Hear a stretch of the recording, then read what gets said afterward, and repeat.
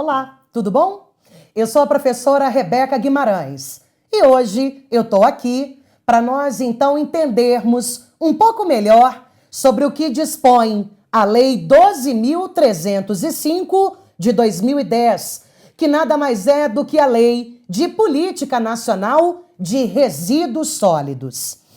Antes de nós iniciarmos a falar, a gente iniciar o nosso debate, os nossos estudos sobre essa lei, queria dizer para você que o Brasil, ele levou um bom tempo para então regulamentar, para normatizar as regras, as normas, para se dar a destinação ideal para os resíduos sólidos. Se nós compararmos com outros países, o Brasil, ele está bem atrasado, principalmente no que diz respeito, não à questão da reciclagem, mas principalmente no que diz respeito a milhões de famílias que ainda dependem, direta ou indiretamente, dos lixões no país. Não sei também se você sabe que essa Lei de Política Nacional de Resíduos Sólidos, ela prevê que todos os lixões do Brasil deverão ser fechados. É claro que a primeira meta foi o ano de 2014. Então nota aí, a lei é de 2010. Essa lei foi feita no último ano do governo Lula. Ela deu ao Brasil 4 anos para que prefeituras, estados e o próprio governo federal todos se organizassem em torno do fechamento dos lixões. Apenas um único estado brasileiro conseguiu lograr êxito. Apenas um único estado brasileiro, que no caso foi Santa Catarina, conseguiu realizar o fechamento de todos os seus lixões. Muitos me perguntam, mas se nós vamos fechar os nossos lixões, onde é que nós passaremos a tratar os resíduos sólidos? A lei dispõe que no lugar dos lixões, todas as cidades, ou pelo menos as cidades que recebem resíduos sólidos, elas deverão estar preparadas com cooperativas e também com aterro sanitário. A cooperativa e o aterro sanitário, eles dependem do seu funcionamento, numa ligação muito estreita com a coleta seletiva. Não há como lixo ir para a cooperativa e não há como lixo orgânico ir, ou pelo menos os rejeitos irem para os aterros sanitários, se não tivermos no próprio domicílio, no próprio comércio, ali na própria limpeza urbana, a separação dos resíduos, ok? Então você nota que a coleta seletiva é algo intrínseco, é algo que é quase a essência, da Política Nacional de Resíduos Sólidos. Não tem como darmos destinação correta aos resíduos sólidos se não tivermos uma nova postura da sociedade em relação à reciclagem, à separação dos resíduos e à própria dinâmica da vida doméstica dos brasileiros.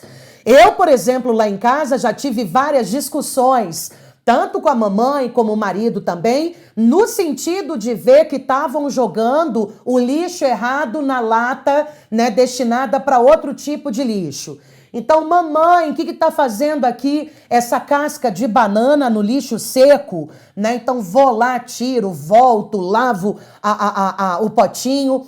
Então, esse tipo de postura, esse tipo de preocupação deve fazer parte dos lares brasileiros. Mas é claro que se nós queremos uma nova postura da sociedade brasileira, você há de convir comigo que a gente também precisa de um papel mais atuante por parte do Estado.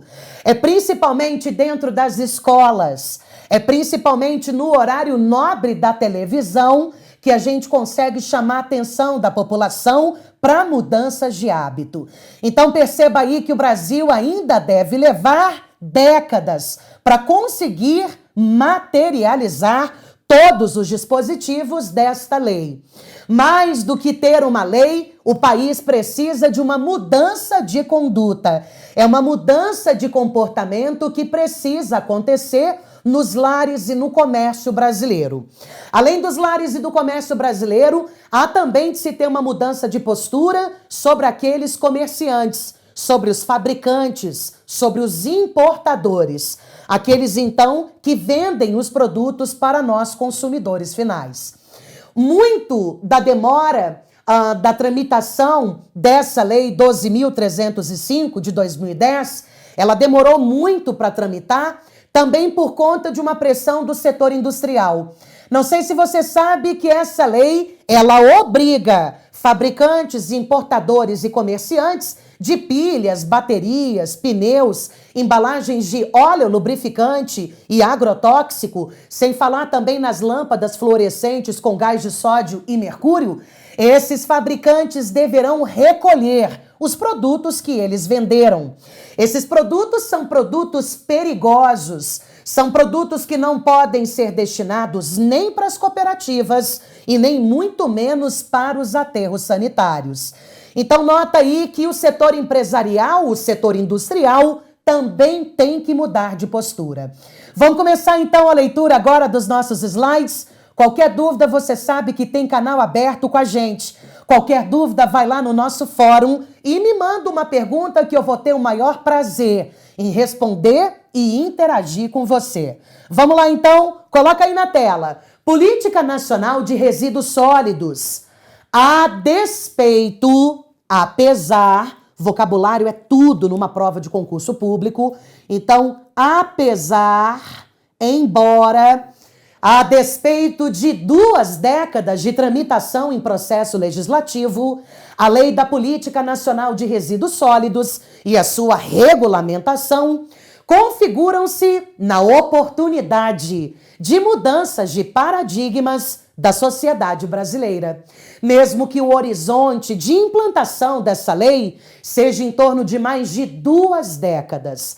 A logística reversa, a responsabilidade compartilhada e os acordos setoriais são alguns dos instrumentos essenciais e inovadores dessa nova proposta de comportamento coletivo rumo à sustentabilidade.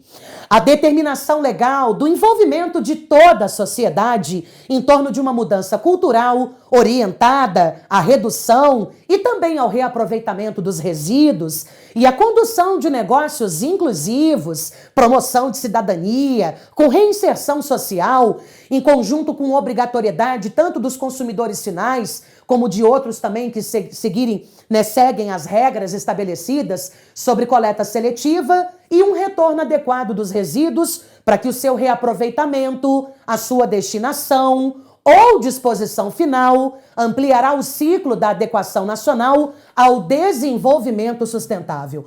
Nota que toda a sociedade brasileira foi conclamada a vestir a camisa e a participar de uma mudança de paradigmas, uma mudança de hábitos no nosso dia a dia.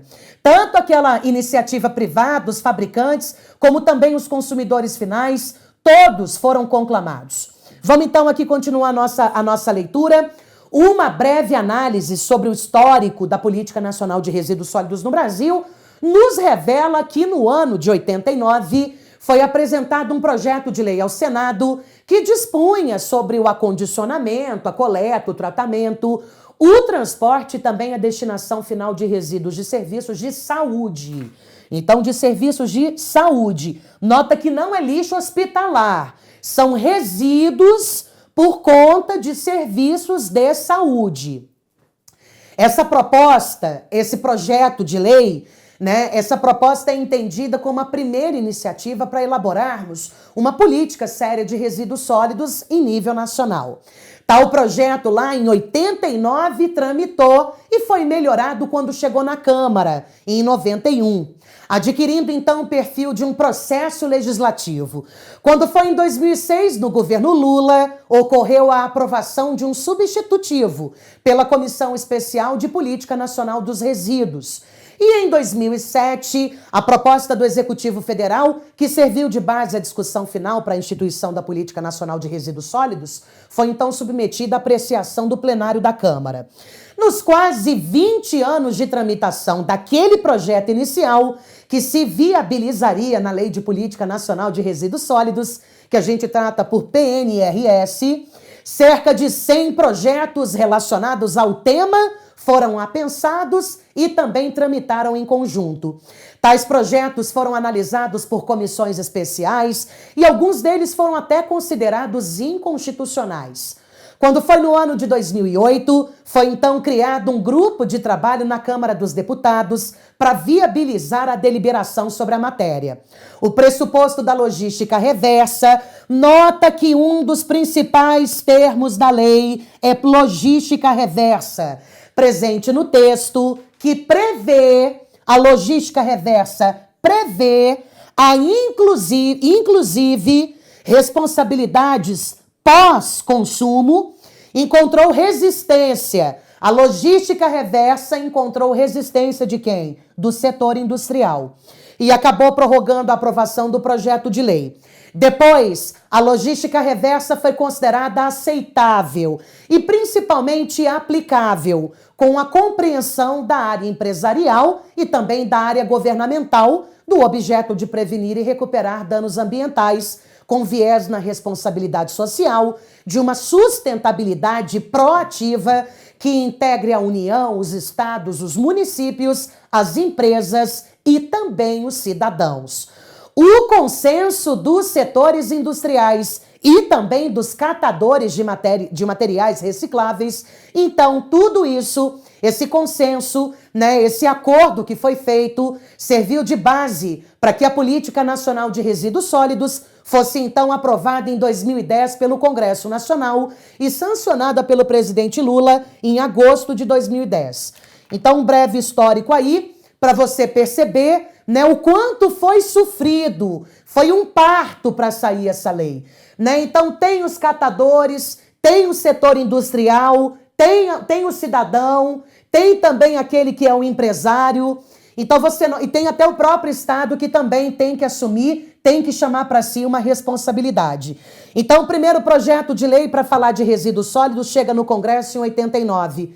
Ele recebe alguns outros projetos, mas a Câmara dos Deputados acaba em 2006 para 2007, focando no tema, elaborando o projeto que foi aperfeiçoado, e o presidente Lula, então, o sanciona em 2010. Vamos para a regulamentação? Na tela, coloca aí.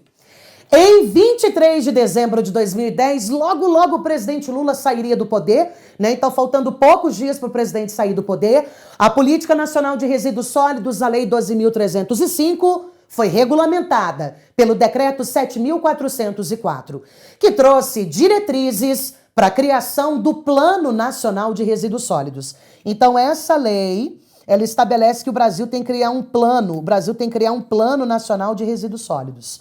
Quem vai elaborar o Plano Nacional? A União, sob coordenação do Ministério do Meio Ambiente, e esse Plano Nacional de Resíduos Sólidos deve ser submetido à consulta pública e terá também atualizações a cada 4 anos.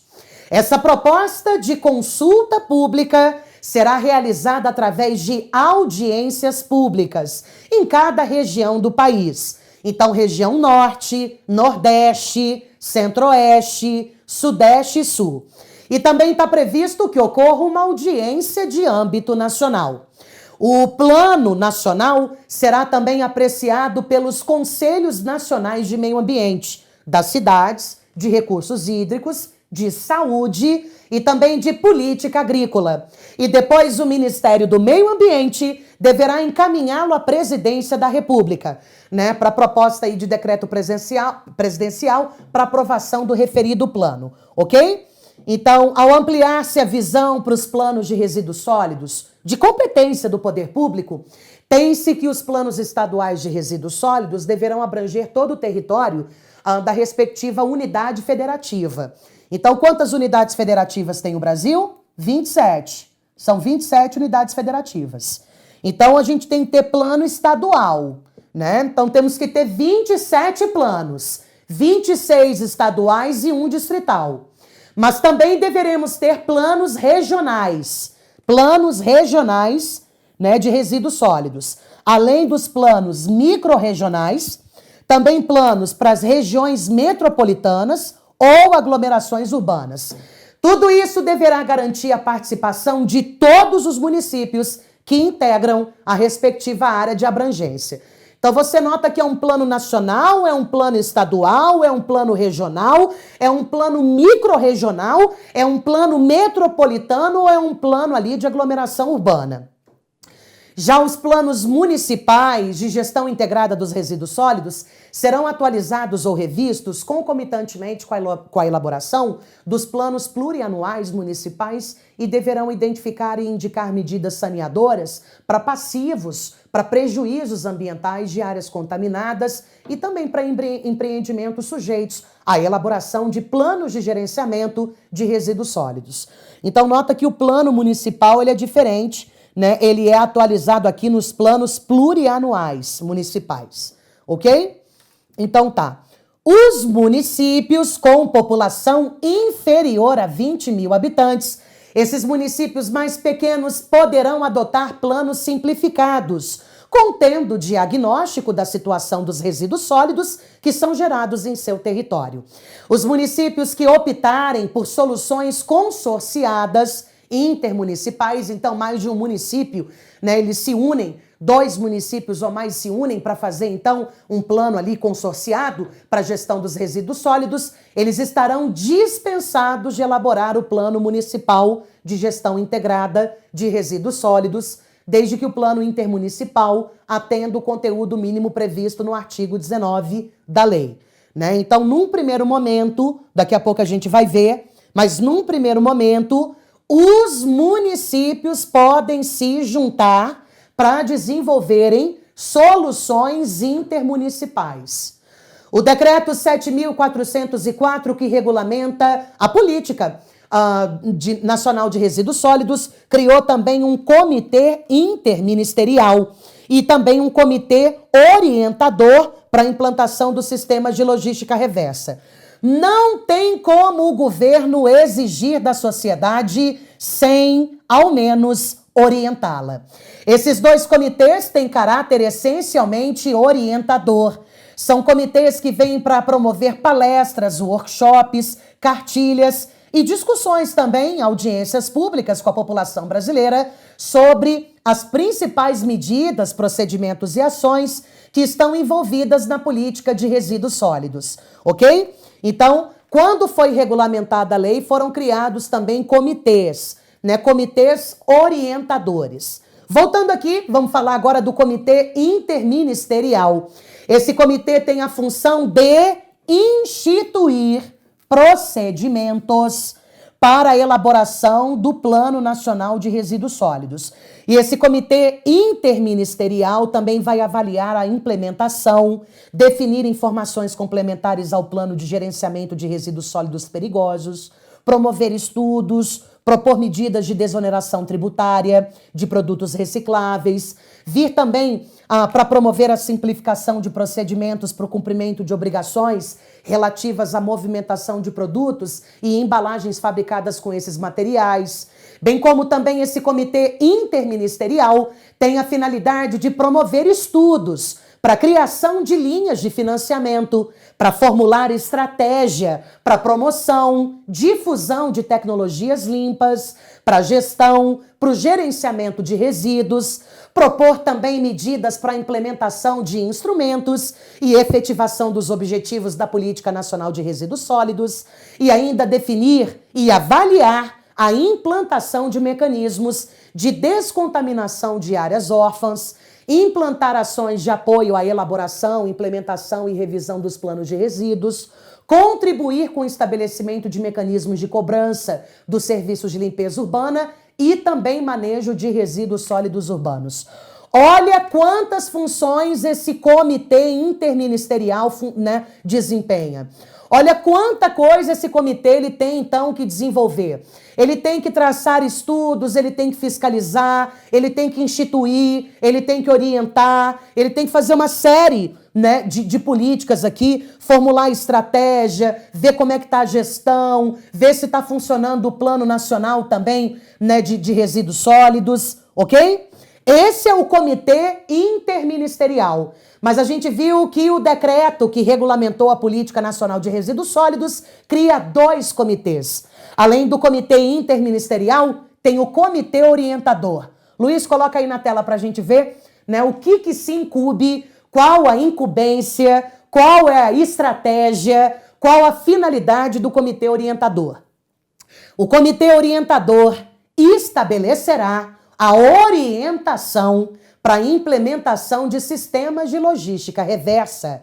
Esse comitê também vai definir prioridades e vai aprovar o cronograma para lançamento de editais de chamamento, de propostas de acordo com setores, né, setoriais, fixará também cronogramas de implementação da logística reversa, vai aprovar estudos de viabilidade técnica e econômica, definir diretrizes para avaliação dos impactos sociais e econômicos, tudo isso ligado ao sistema de logística reversa.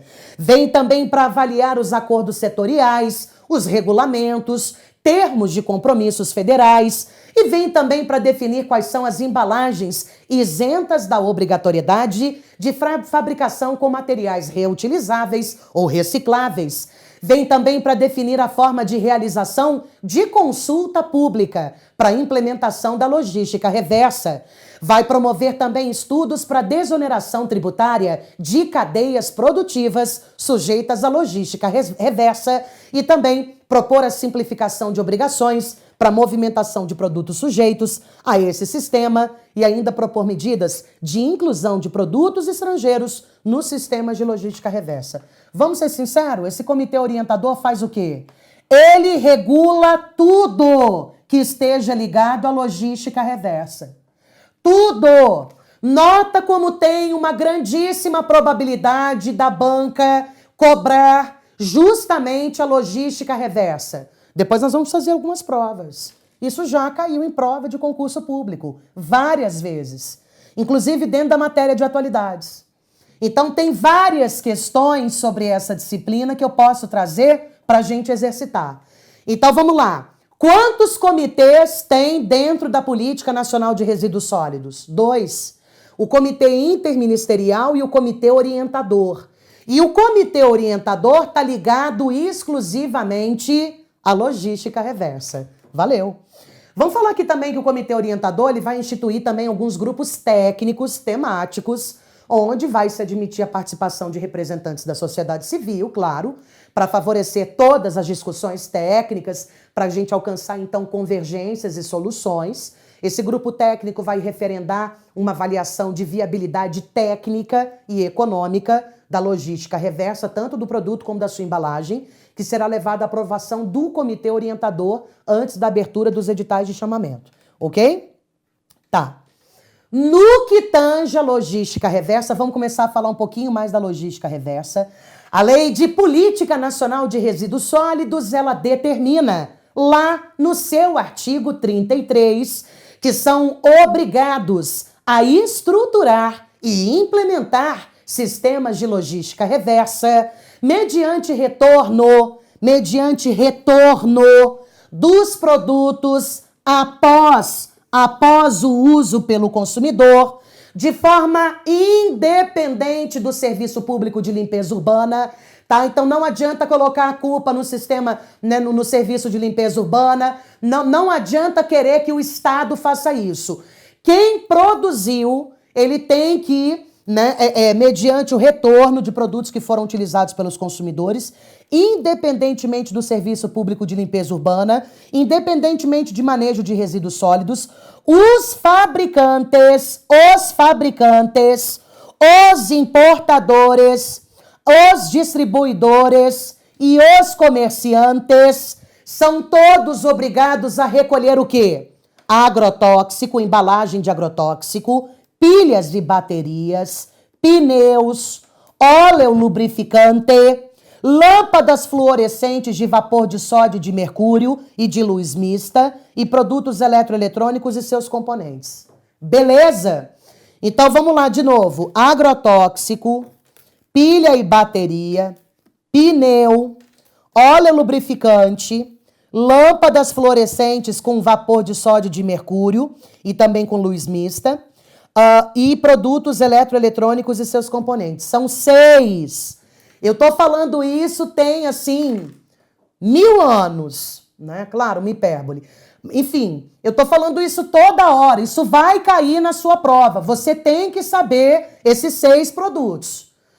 Pilha e bateria, pneu, lâmpada fluorescente com gás, com vapor de sódio e mercúrio e também luz mista, embalagem de agrotóxico, embalagem de óleo lubrificante, eletroeletrônicos, tudo isso, quem fabricou tem que recolher.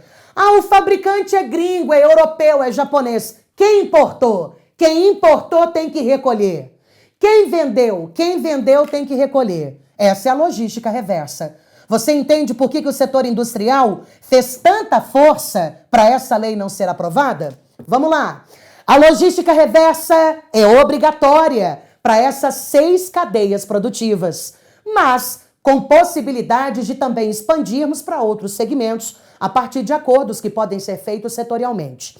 O acordo setorial é também um tema muito recente e complexo para a sociedade brasileira, devendo ser bem discutido por todos os elos das cadeias, uma vez que não existe nenhum acordo setorial envolvendo resíduos sólidos em vigor no mundo, né? Então o Brasil, ele também tá sendo vanguardista aí, está sendo pioneiro, mas a discussão é complexa e a gente tem que analisar todos os setores da sociedade, ok?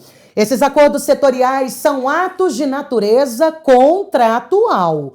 São firmados entre o poder público e os fabricantes, os importadores, distribuidores ou comerciantes.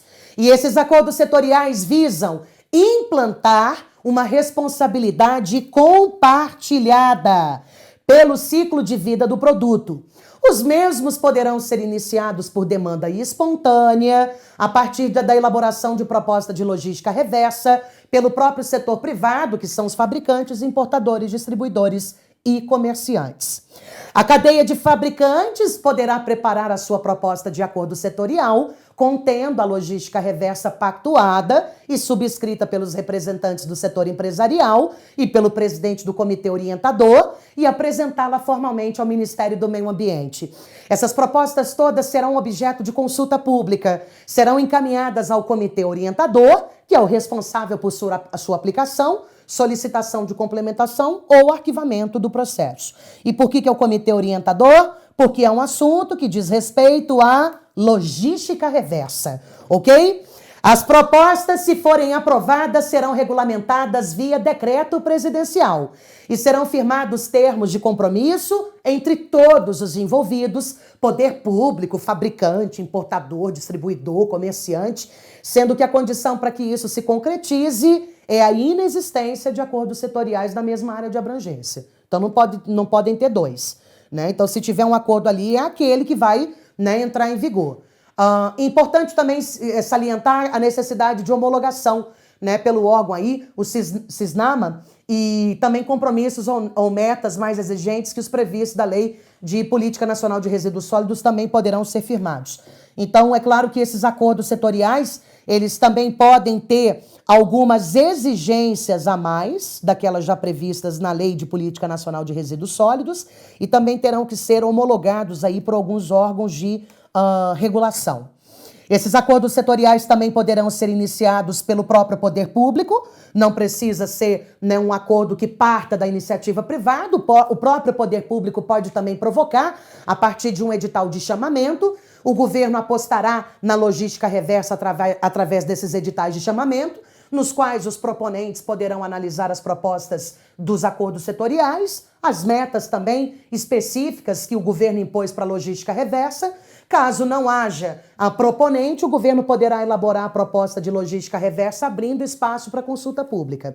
As logísticas reversas de produtos e embalagens com maior grau de extensão de impacto à saúde pública e ao meio ambiente serão sempre priorizadas. Então, tudo que cause impacto, né, à saúde pública, é claro que tem prioridade na discussão. Os termos de compromisso serão celebrados entre o poder público e os fabricantes, né, importadores, distribuidores ou comerciantes, nas situações em que não houver acordo setorial anterior ou não houver regulamento específico da mesma área, ok? Então, para evitar conflito aí, a gente vai ter, então, só um acordo setorial. Então, não podem ter acordos setoriais anteriores e nem podem ter outros extras regulamentos, ok? Tá. Daqui a pouco, a gente vai dar uma olhada nessas perspectivas da Política Nacional de Resíduos Sólidos. E aí, eu não sei se você está conseguindo acompanhar, mas não se preocupe não, porque a gente vai depois fazer uma leitura também da lei e a gente vai fazer também uma série de exercícios para recapitular e para também ver como é que as bancas costumam cobrar esse conteúdo nas provas.